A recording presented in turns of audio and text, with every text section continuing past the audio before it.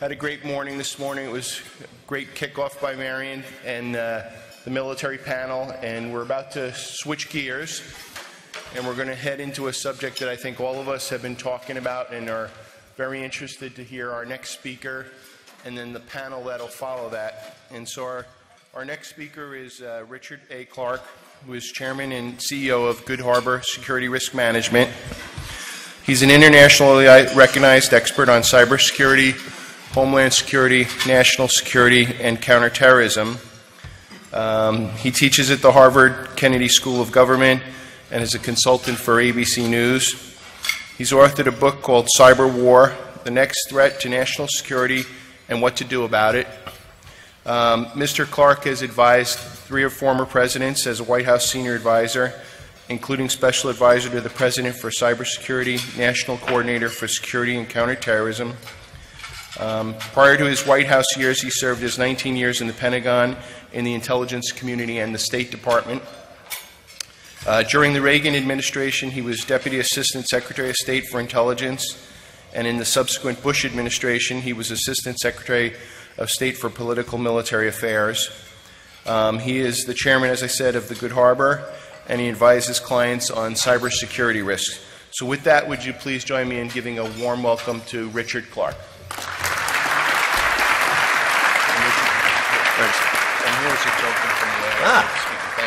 Thank you. Thank you, Mike. You omitted a few things, like my service in the Lincoln and Grant administrations, but I think probably we can spare the audience that.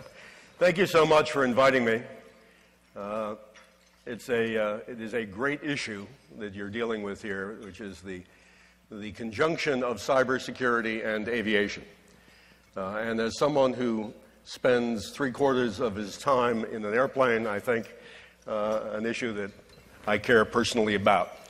But we all do as a nation, because the aviation industry is vital, key, the sine qua non to the American economy. So it is essential that we get right this conjunction between cybersecurity and aviation. So with that in mind, I want to do 3 things today. One, I want to talk in general about the nature of cyberspace and the threats that we're seeing in it. Then I want to talk about what the experience of some other sectors have been in thinking about how a sector of industry deals with cybersecurity threats. And then I want to suggest, humbly, as someone outside the industry, some things that you as an association and as an industry might want to do to address this issue of cybersecurity as it affects your industry. Let me start with the first question. What is the nature of cyberspace today? Every time you pick up the Wall Street Journal or the New York Times, you see a story about somebody being hacked. The New York Times got particularly focused on cybersecurity when it was them that was being hacked. And the news today, again, was that the Chinese army team that hacked the New York Times, which disappeared after it was revealed publicly, the news this morning in the newspaper was that Chinese army team is back, active, and now using more advanced techniques and threats. But with all of this stuff in the news, it's sometimes difficult to step back and put it all in perspective and figure out how important is it. In all the chatter and all the news stories about banks being hacked and credit cards being stolen, and what is the message that we should be listening to? What's the takeaway? And for once in the last year, the leadership of the American government has been, I think, crystal clear about the nature of the problem. But I'm not sure their message has penetrated through all of the chatter. So let me just go over 3 things that senior leaders of the U.S. government have been sending out as a public message, because it's key that you get that message. They clearly want you to get the message. Let me start with what the Secretary of Defense at the time, Leon Panetta, said about 9 months ago. Speaking in New York, a few miles from the World Trade Center site at the USS Intrepid Museum, it's a great aviation museum, Secretary of Defense said, when it comes to cyberspace, when it comes to cybersecurity, quote, we are at a pre-9/11 moment. Now, when Leon Panetta says something like that, a man who has seen it all, a man who is very well grounded, when he sends a message to American business executives that we are at a pre-9/11 moment, we have to take that seriously. He clearly takes it seriously. When the defense budget was being slashed, he was investing in increasing expenditures on cybersecurity. Pre-9/11 moment. 9/11, after all, was an attack on the aviation industry. It was much more, but it was an attack on the aviation industry that it took a long time for the industry to recover from. When someone says there's another 9/11 coming, he's not necessarily saying it's aimed at the aviation industry. But I think we have to assume that if another 9/11 happened in cyberspace, the aviation industry might be part of the target set. So we have to take it seriously. The Attorney General, Eric Holder, followed up another message aimed at American corporate leadership. Eric Holder said, I want you to know there are only two kinds of American companies: those that have been hacked and know it, and those that have been hacked and don't know it. Now, that usually gets a little ripple of laughter.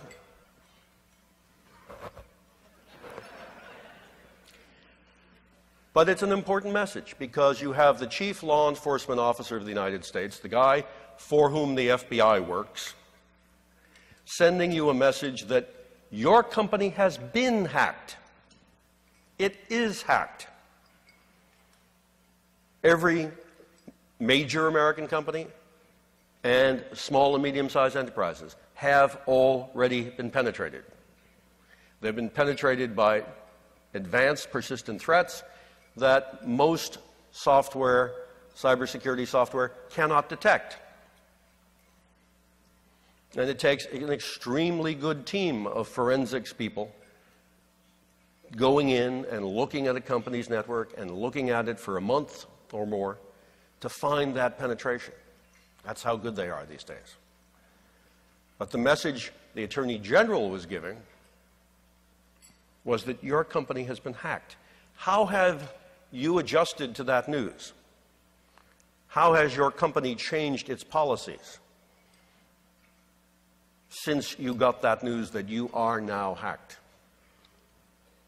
And the third message in this drumbeat came from the President himself in the State of the Union address. In talking about cybersecurity, he said that foreign entities are attacking the financial services sector, the electric power grid, and the air traffic control system. The President said in the State of the Union address that foreign entities were trying to hack into the control systems for financial services, the power grid, and the air traffic control system. I expected headlines the next day in the paper. President declassifies secret information that the air traffic control system was being targeted by foreign entities. I didn't see that story. But it is true, and he declassified that fact, and we have to take into account now that we've been warned. You as an industry, have been warned. Your companies have been hacked. Foreign entities are doing it. They're going after the aviation industry. And it's not just about stealing intellectual property. It's not just the Chinese stealing your engineering designs, although they are doing that prodigiously. It's about disruption, it's about damage, and it's about destruction. No longer is cyber war a theoretical possibility. We've seen it in operation. There was a choice a couple of years ago on whether or not the United States or Israel should fly aircraft into Iran and blow up their nuclear enrichment facility at Natanz. And the decision was made not to do that, not to drop bombs, not to launch missiles against that facility. Instead of using bombs and bullets, Natanz was attacked by bits and bytes. A cyber war attack was launched on that nuclear facility that destroyed 800 nuclear centrifuges. A facility that was not connected to the internet, a facility that was air-gapped, was nonetheless the subject of a cyber attack that successfully destroyed 800 centrifuges and retarded the Iranian nuclear program by 6 to 9 months. Some people say that was your tax dollars at work. But if it was, the Iranians responded. The Iranians did two things to send a message. A, they attacked the Saudi oil company, Aramco. They got into the network there, and they wiped clean everything on 30,000 computers. Blue screen of death on every endpoint, 30,000 endpoints wiped clean. The so-called Shamoon virus. And then the Iranians started attacking U.S. banks and using digital denial of service attacks to knock off the online banking functions at Wells Fargo and J.P. Morgan and Citibank and Bank of America and SunTrust and Capital One. Now, they all came back, but Iran sent us a message. Iran sent us a message that they too have cyber capabilities, and they don't like it when we attack them in cyberspace, because they can attack back. And then later, this year, we saw the North Koreans with a cyber attack that disrupted the second largest bank in South Korea and took 2 South Korean television networks off the air. Now, if Iran has cyber warfare capability, and North Korea has cyber warfare capability, you have to assume that most nations do. North Korea barely has an internet connection. In fact, when the United States announced that it was creating U.S. Cyber Command, commanded by a 4-star general with Air Force and Navy and Army components, we were the first country to announce that we had a cyber warfare unit. Since then, 26 countries have announced they have cyber warfare units. And there are many more countries beyond that who actually do. And it's not just armies that have this capability. More and more we're seeing that the most sophisticated attack tools are in the hands of non-state actors. So this capability to fight cyber war, to cause damage, disruption, destruction, is spreading. It's spreading among nations, and it's spreading from nations down to non-state actors. The threat is also spreading into different fields, fields that never thought they would be subject to cyber attack, but fields where, nonetheless, hardware and software have become key and essential. Maybe you saw the hacker convention in Las Vegas last week, DEF CON. One of the most popular lectures at DEF CON this year was demonstrating how to hack into an automobile, how to hack a car, how a car driving down the freeway can be remotely attacked, have its brakes turned on remotely, have the door locks locked remotely, have the steering shift, have the airbag go off. That's not theoretical. Scientists and engineers at the University of California at San Diego and at Washington University in St. Louis have demonstrated that they can do that without anything special into most modern cars. Why? Because most modern cars today are software on wheels. The average car that most of you are driving has 26 computers in it. And it can be accessed either remotely through a satellite connection, or it can be accessed by a valet parking attendant.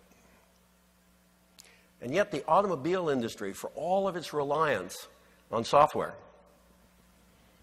and all of its reliance on computers to run cars, had never thought that someday there might be somebody out there who would have an evil thought, who would be a wrongdoer, who would be an evildoer, who would want to use their software and their computers and their networks to do harm. Well, now they're beginning to think about it. Now they're realizing that all those 26 computers are running on one bus, on one network, that there's no authentication, that there's no encryption. And this has been the story of industry after industry. It's the story of the Internet. The Internet was created without any thought that someday someone might use it for malevolent purposes. The other discussion at Black Hat was about the medical industry and people demonstrating that through cyber attacks, they can attack medical devices on which life depends. Not just medical devices in hospitals, but medical devices inside people.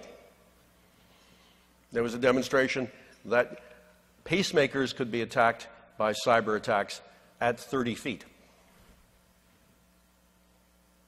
Industry after industry learning that you need to think about cybersecurity before you engineer, before you design, and before you deploy.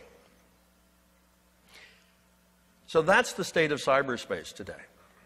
Hundreds of billions of dollars lost every year to cybercrime, cyber espionage, stealing everything that's available to be stolen, and malevolent actors looking for ways to do damage, destruction, and disruption. And those actors not just being states, but also being non-state actors. So that's the first question. What's the state of cyberspace? And the answer is not very good. The second question is, what has been the experience of these other sectors? And how have they been able to address these issues?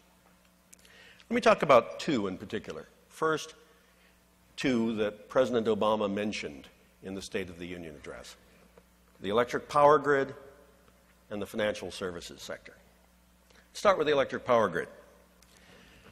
When I was in the White House and cybersecurity advisor, I talked to electric power companies and I asked them what they were doing for cybersecurity. And they said they didn't need to do anything for cybersecurity because the controls to the electric power grid were not on the Internet. Well, they actually believed that, I think, some of them. So we asked them if it would be okay if NSA had some red teams go out and see if they could get from the Internet into the control systems for their electric power grids. Would it surprise you to know that every attempt succeeded? That even though the electric power grid didn't think it was connected to the Internet, it was. And in one very dramatic display at Idaho National Laboratory, they set up a simulated electric grid with a real live generator and attacked it from the Internet into the control systems of the network, and from there to the SCADA system, the digital control system for the generator, and gave the generator the kinds of commands that would cause it to fly apart. If you don't believe this, you can watch it on YouTube. Just Google Aurora Experiment Idaho National Labs, and you'll see the experiment up to the point where they stopped the generator because it was about to fly apart. And now, as the President has admitted, foreign entities are hacking their way into the control system for the electric power grid. They're not doing that to collect intelligence. They're not doing that to collect intellectual property. They're doing that so that they will be in position, if they ever need to shut the United States down, to shut down power grids by giving commands that cause high-tension wires to be overloaded, giving commands that cause generators to spin at the wrong rate, and turning off networks. So the electric power industry, for a very long time, said that wasn't possible. And then they heard from the government, and they heard from the Congress, and they heard from their regulator, the Federal Electric Regulatory Commission, Federal Energy Regulatory Commission, that it was possible, and if they didn't do something about it, the government would. And so the trade association, NERC, got together and took it seriously and came up with standards and spent money and have an ongoing program, not just to increase the security of existing systems, but to be sure that there's research and development going on so that future systems can be resistant to cyber attack. But the truth is, it will take a generation before that technology is developed and that technology is implemented. And so for at least the next 10 or 20 years, our electric power grid, like most modern societies' electric power grids, will be subject to cyber attack. Now contrast that with the financial services industry. The financial services industry realized long ago that they wanted you banking online. Why? Because if you go in to a teller in a brick and mortar facility and you do a transaction, it typically costs the bank $7 or $8 to do that transaction. To pay for the teller, to pay for the brick and mortar, to pay for the bank guard. $7 or $8 for you to do a transaction. If they can get you to do it in an ATM machine in the supermarket, the cost of that transaction drops to 25 cents. If they can get you to do it online, it costs them a penny or less. So the banking industry wants you to bank online. And they moved very rapidly in that direction without thinking a lot about security. The result is that today the banking industry loses hundreds of billions of dollars a year globally to cyber attack. Now they're paying it. Right now they're paying it. So that if your account is hacked, somebody takes money out of your account or your credit card account, the banks will make you whole because it's still in their financial interest to have you banking online. But the pain point is getting higher all the time. The day may well come when they will no longer be able to make you whole from those cyber attacks. So what did they do? The Financial Services Roundtable got together, that's the CEOs of all the big financial services companies, and they created a sub-organization of the Financial Services Roundtable called BITS. And BITS is a professional organization owned by the FS Roundtable that is trying to develop standards, best practices, share information, and look at research and development into new technologies. New technologies that will make authentication and identification and security easier. So those two industries have gone through some pain, but more or less come to the same conclusion. That if they're going to keep the federal government regulators at bay, and if they're going to have trust from their customers and consumers, they need to develop their own approach as an industry to cybersecurity. I think that's where you are today. The guidelines that the association have developed, which will be discussed in the panel following lunch, move your industry in the direction of realizing that you've got a problem. Not just as individual companies, because as individual companies, most of you have been doing the right thing. But you have a problem as an industry vertical that is diverse, that depends upon all of the pieces working. So let me, humbly, since I'm not part of the aviation industry, Nonetheless, let me suggest a list of 10 things that you may want to bear in mind going forward as an industry thinking about cybersecurity. So, my top 10 list. Number one, don't be in denial. Don't fight the problem. Don't think that the problem isn't significant. Don't think you've got it licked. Don't think that because you've had an auditing firm come in and tell you you're okay, you're okay. Every firm that's been hacked had an auditing firm tell them they were okay. Don't think that because you've been certified or you've had a red team come and try to get into your network that you're okay. You're not okay. So number one, don't be in denial. Number two, don't underestimate the extent of the problem. You think it may be just now, stealing a little intellectual property, but the Chinese can't figure out what to do with it anyway. The problem could be very significant. All of these events, these major events that have occurred to other industries, were first-time events. 9/11 was a first-time event. Don't think that just because some worst-case scenario has not happened yet, that it cannot happen. Don't underestimate the problem. Number three, don't be hostile to the government. Yes, you want to prevent government regulation, but work with the government. The sectors that have done the best in avoiding government regulation are not the sectors that have put up a wall and told the government to go to hell. The sectors that have been the best at avoiding government regulation are those that partnered with the government so the government could see what was going on and, yes, be helpful. Sometimes parts of the government can be helpful. I know. Number four, don't make this an issue buried in the bureaucracy.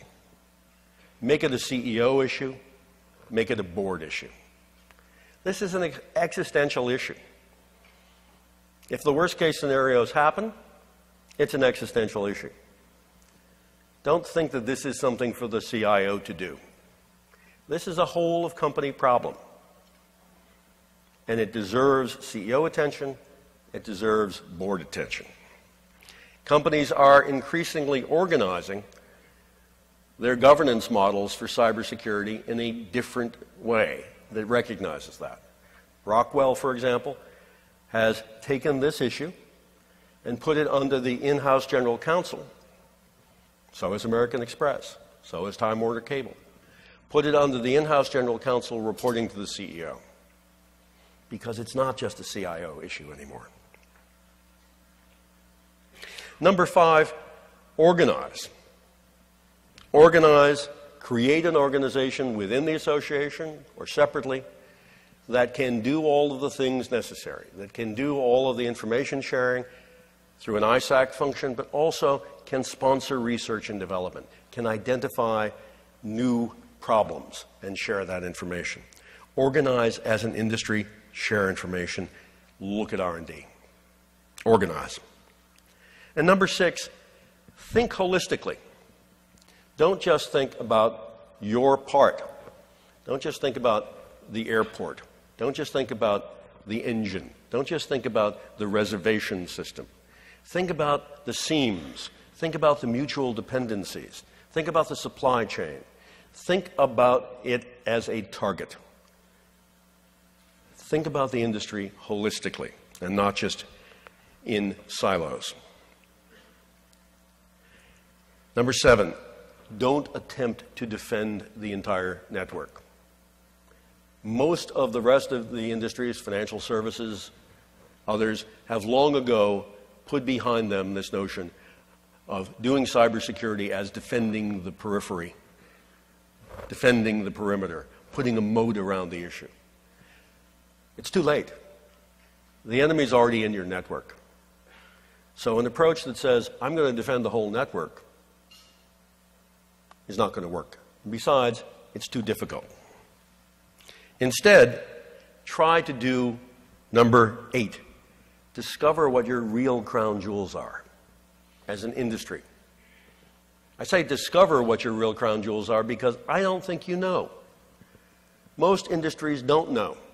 Most companies don't know what their crown jewels really are. You think you know, and you may have some of them right, but you need to go through a discovery process to really find those dependencies and what really is important to defend. And number 9, you also need to go through a discovery process to figure out what are the worst case scenarios. The 9/11 Commission said that the government had failed prior to 9/11. It had a failure of imagination. And that's what the 9/11 Commission said. A failure of imagination because they hadn't tried to envision all of the worst case scenarios and then defend against them. People are reluctant to do that. But as an industry, you need to get together and say, what could go wrong? Now, I know you don't want people talking about crazy scenarios in public, and you don't want to have the fear factor enter in. But in the quiet of closed rooms, get together and ask yourself, what is the worst case scenario? What would a cyber 9/11 look like against this industry? How could it be done? The people in this room know how it could be done. You need to talk to each other about it. You need to discover the worst case scenarios. And number 10, then the most important thing you can do as an industry is have a cybersecurity strategy as an industry. Have a strategy. Otherwise, you're just flailing. Have a strategy and have goals and have a timeline so that you can judge every year how you're doing in achieving that strategy. Because otherwise, you'll just be making activity. You can do this stuff forever. You can spend all your money on it, but you won't be achieving anything. So have a strategy and get the CEOs to buy into it. Get the CEOs to approve it. Get them to understand what it means for their company and what it means for you as an industry. But don't think when you develop that timeline that there is an end to it, that there is an end point, because there isn't. One thing we know so far is that the technology that we have built, the internet technology that we have built, is going to be with us for the next 20 years. And it is inherently vulnerable, it is inherently unstable. And so for as long as you're in this business, this problem is going to be there and it's going to be constantly changing. If you do those 10 things, and you do them well as an industry, I think you can achieve a couple of things. You can keep government regulators at bay, but most importantly, you can keep this whole system, from the airports to the airlines to the manufacturers, safe and secure, so that when 5 years from now, 10 years from now, we look back and we say, well, was Leon Panetta right when he said there would be a cyber 9/11? We can all say happily, it never happened. Thank you very much.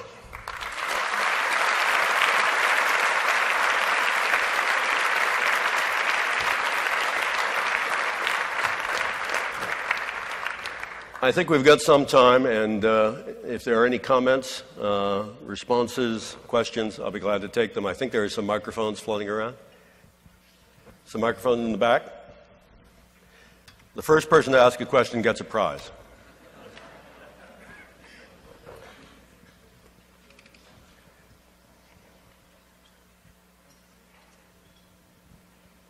Sir. Well, the obvious question is if they can remotely shut down cars, they can probably remotely shut down aircraft. We're wrestling now with the problem of unmanned aircraft in commercial airspace. There's things I've read about the lease of Kandahar being jammed and brought down. Can you talk about some specifics for our industry? Well, I don't buy the premise. I don't buy the premise that because you can remotely control a car, that you can remotely control an aircraft that doesn't want to be remotely controlled. No, I don't think so. don't think today it is possible to hack your way from a college dormitory into the control system for an airplane in the air. I don't think that's possible. But there may be other things in the aviation industry that can be.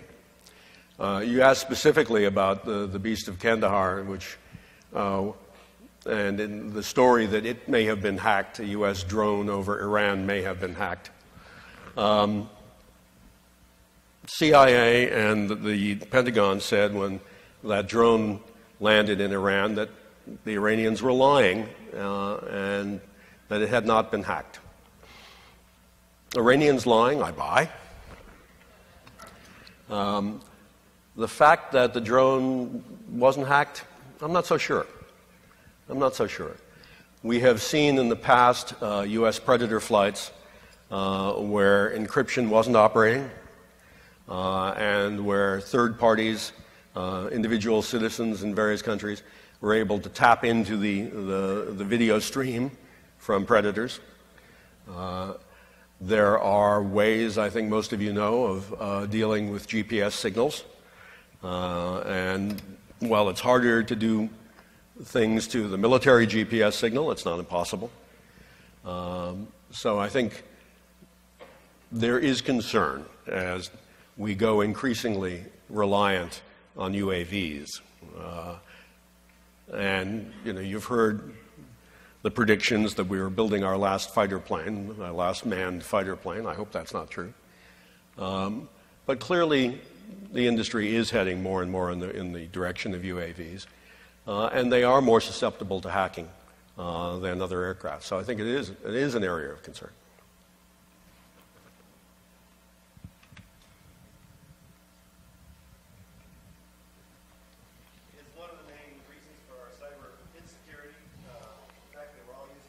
All using the same operating system, which allows them, shall we say, a front door and a back door to get in and know what they're looking for when they get there?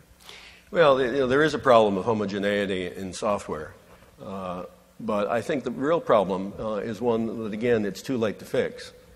And that is, if we could go back to the day when the Pentagon decided to move from a government system to a COTS system, I think we might have second thoughts now that we've experienced what can be done to a COTS system.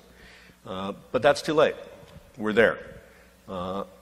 Pentagon, military systems, other systems running critical infrastructure and electric power or wherever are all commercial off-the-shelf software. If you go back in the electric power industry, you go back 20, 25 years, you'll find that many electric power companies had their own software, their own SCADA systems that they had developed. And no one else understood them, no one could hack into them successfully. Now there are about 4 companies in the world that make SCADA systems for electric power. And you'll find the same software running in Los Angeles on the SCADA system that runs in Beijing on the SCADA system. Again, it's too late to go back. But the fact that we are all using software that is globally available is a problem. I talked about DEF CON this year. DEF CON last year, someone took the Siemens SCADA system, and Siemens is, if not the most widely deployed SCADA system on electric power grids around the world, it's one of the 2 or 3 most widely deployed. And at DEF CON, this fellow demonstrated that all of the Siemens 7 SCADA systems around the world had been hard-coded with a backdoor by the system's developer so they could get back in, and all of them, all around the world, had the same password for that backdoor. And this very helpful fellow at Black Hat then projected the password. So there are some real problems with the fact that we're all using the same software, absolutely. But I think it's too late to go back. Yes, sir.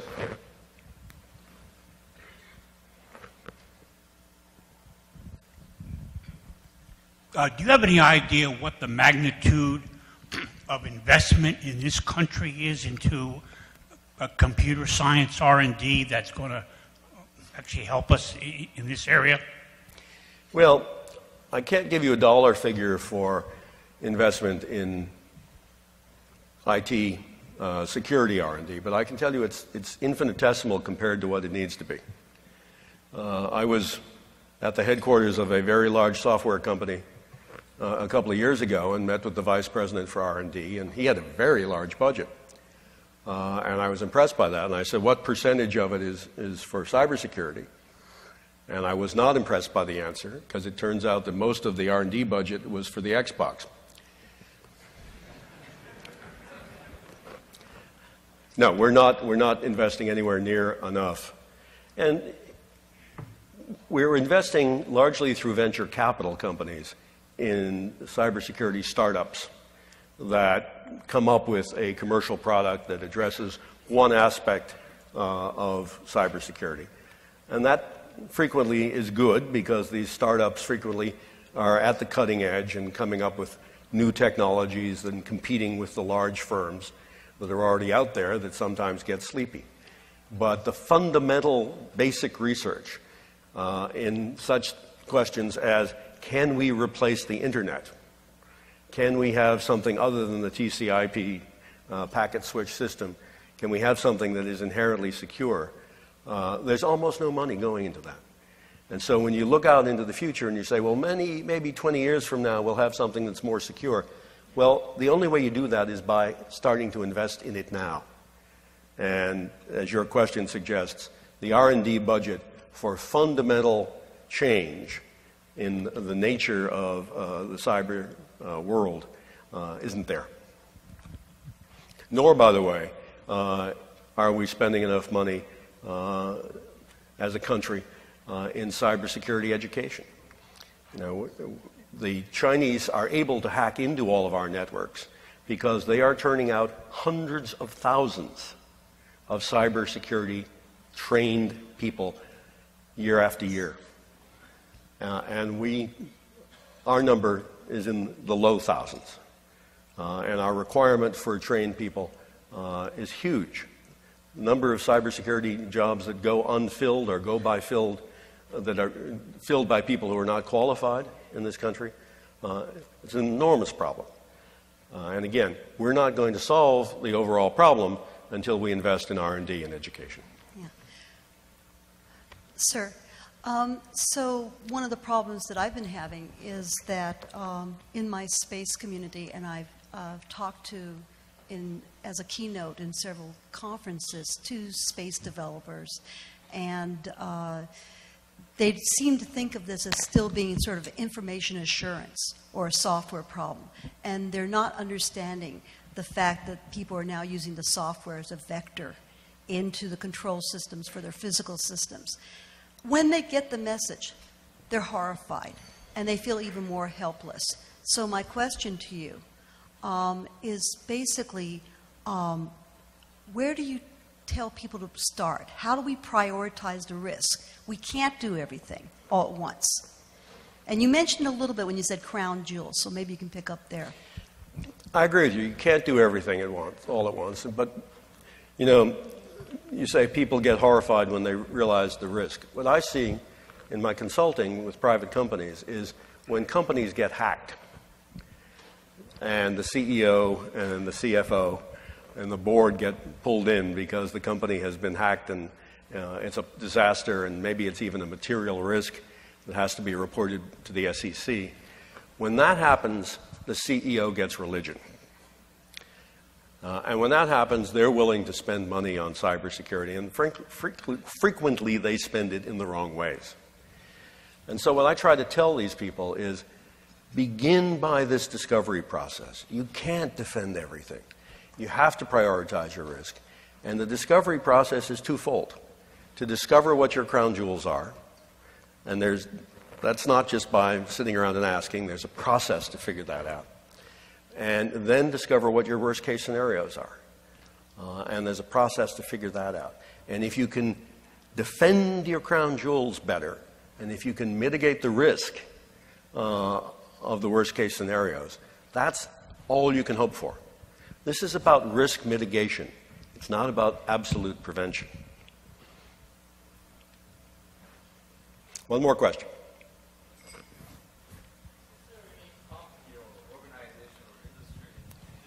country that has actually the right approach to cybersecurity, one that can be emulated? Is there anybody who's doing it right? I frequently get asked the question, what country is doing it right in terms of defense? And I think, unfortunately, the answer is places like China actually have an advantage over us in defense. They have an advantage because they don't worry about civil liberties and there's complete government control of the cyberspace. So that's not the solution for us. Are there sectors that are doing it well? There are parts of the financial services sector that are doing it well. But the bad news there is even those companies that are doing a really good job in the financial services sector get hit when a new kind of attack happens. So, no, there's no one who is doing it completely well. And that comes back to the last question, which is, this is about risk mitigation. It's not about complete prevention. So, the message, again, in case you didn't get it when I hit you over the head the first time, is you got a problem. You can't solve it completely. But the first step is admitting you have it. Thanks very much.